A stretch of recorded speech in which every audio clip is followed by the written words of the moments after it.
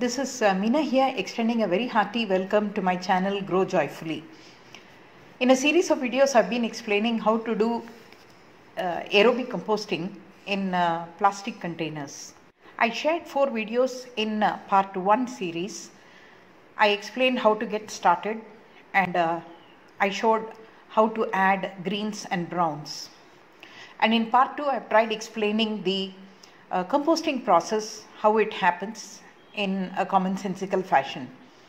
Part 2 consists of 5 videos, and the video that you're watching is the last one. I'm explaining the usage of accelerator in the composting process. Today is 23rd March 2021. We started a new batch of aerobic composting in these 3 plastic bins on 25th February 2021. It took me only 3 weeks to pack and layer the greens and browns on all of them. Once it became jam-packed, I have stopped adding, and weekly twice I've been only taking it out and then giving it a thorough mix. So today I'm going to open the bin and I'm going to see how it looks. I'm not going to add greens and browns anymore. I'm going to let it proceed, ensure only that we get the compost at the end. Open the bin. You can zoom in here. I do see a very few, very tiny bugs, you can say. These are important. They are present. They need to be present in small quantity.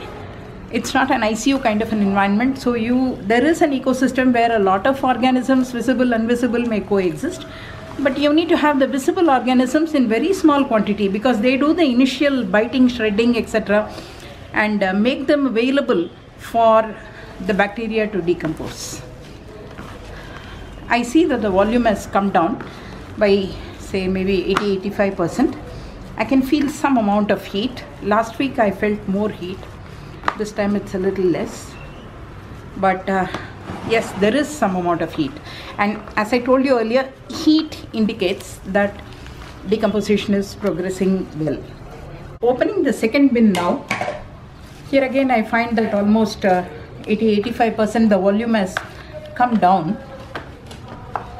And here again I see it's not that very hot, but I see that the greens are gone. Only when the greens are cooked you will have a lot of heat. This side I can feel the heat. There is some amount of greens. The small one, similar 80% volume only I can see. Actually the small bin is a little difficult to mix. So I would not recommend such a small 5-liter container for composting. 11 liters or 20 liters is okay, because you need to put your hands, just like how a very big bin, very tall bin is very difficult to stir. Even a tiny one is, I find it difficult to stir. Probably I should put it in a tub, mix it and then put it back.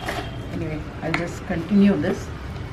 And in all the 3, this is the leachate I got, and I will dilute this and use it for my plants.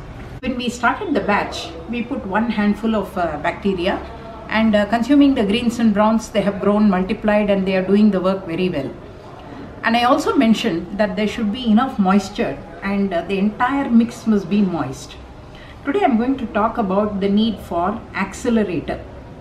Accelerator is nothing but a solution which contains a lot of microbial organisms, microorganisms. So this contains a lot of beneficial bacteria.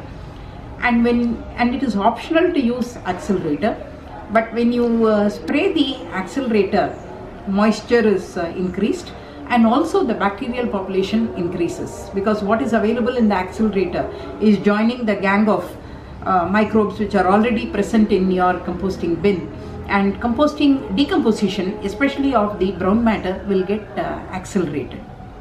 There are many choices for accelerator. If you are an organic terrace gardener in India, you would be familiar with Panchakavya and Jivamrita. You can dilute them and use them as accelerators because they contain a lot of microbes. In India, we also have waste decomposer. This can also be diluted and added. Now if you don't have access to any of them, right, always in Indian household especially, we will have curds, and we can churn the curds, and we can make buttermilk out of it. Buttermilk is a drink that we use a lot, especially in the summer season. So make some buttermilk and keep it aside for 3 to 4 days. In hot summer in India, it will turn very sour. When you're putting the sour buttermilk, please ensure that there is 25% space because gas gets formed. This is quite sour. So you can take this and say, there's no formula here. This contains a lot of beneficial microbes. So you can take about 100 ml in 1 liter of water and create the accelerator. So it's a very zero cost household DIY accelerator that you can make. And all you have to do is simply spray. Please do not pour, just spray.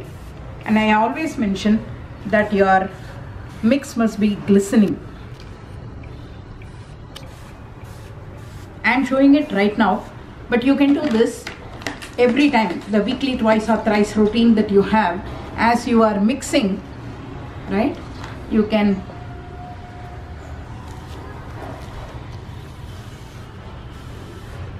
see the way I'm doing it, ensuring that only it is a spray.